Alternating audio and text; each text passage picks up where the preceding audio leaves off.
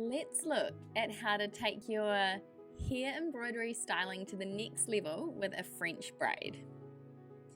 So stitch the hair the whole way around the head, except you can leave the nape of the neck free. In this example, I've used 3 strands of floss with the turkey stitch method. The tails are around about 9 centimeters long, and you can go around and gently comb out the hair with the blunt tip of your needle just to separate out the threads nicely.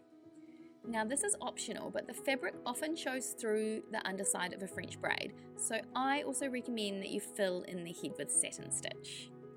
Okay, so cut a section of thread or ribbon and have it ready to tie the braid at the end. Now section off the middle portion of hair and position it so that it's hanging straight down.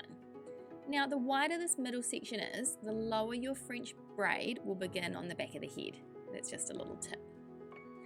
Now pre-split the rest of the hair into sections, just so that it's easier to handle. I like to section off about 6 portions of hair on each side, but you can do these as thick or thin as you like.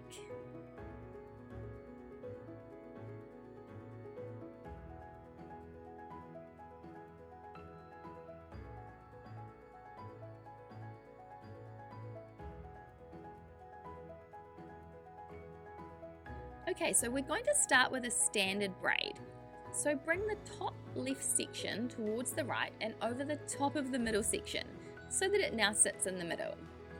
It really helps if you use your free hand to keep the pressure on the braid in the middle. You can kind of push it against the fabric while you grab each new section with your other hand. That's a tip you want to keep in mind the whole way through this braid. So bring the top right section towards the left and cross it over the middle section so that it now sits in the middle. And that's the start done. And now we move on to that French style of braiding.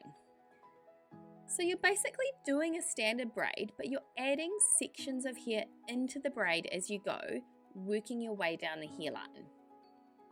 Take a look and see how you've been working with the first 3 sections of the braid. Now grab the topmost section on the left and add it into the left section so that it becomes part of that group of threads. Then cross this section over to the middle, just like you do with a standard braid. Now do the same on the other side. So grab the topmost section on the right and add it into the right section.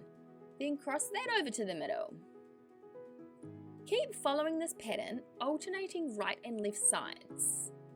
You'll notice that each of the 3 sections you're working with becomes bigger in volume because you're adding in more sections of hair each time you cross it over to the middle. It can be quite tricky to keep the tension on the braid and manage multiple sections of hair at a time. Just persevere, practice helps. It might not work on your first go. And make sure you use your free hand a lot to keep the pressure on.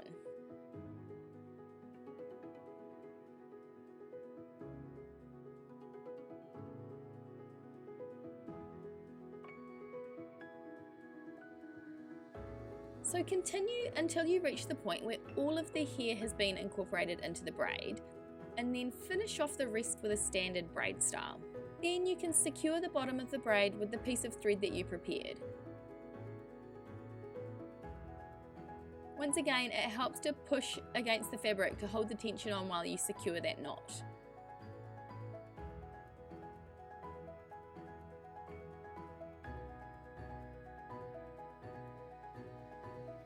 Then you can tie that thread into a bow if you like and cut off the tails to whatever length you want.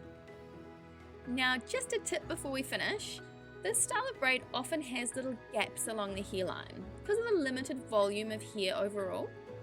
But don't worry, that's why I recommended you stitch in with satin stitch on the head underneath. So you can just use the blunt end of your needle to nudge the braid into shape or loosen it up a bit, and I'm sure it won't be that noticeable, and hey, I bet it looks amazing. I hope you've really enjoyed learning how to style embroidered hair with a French braid.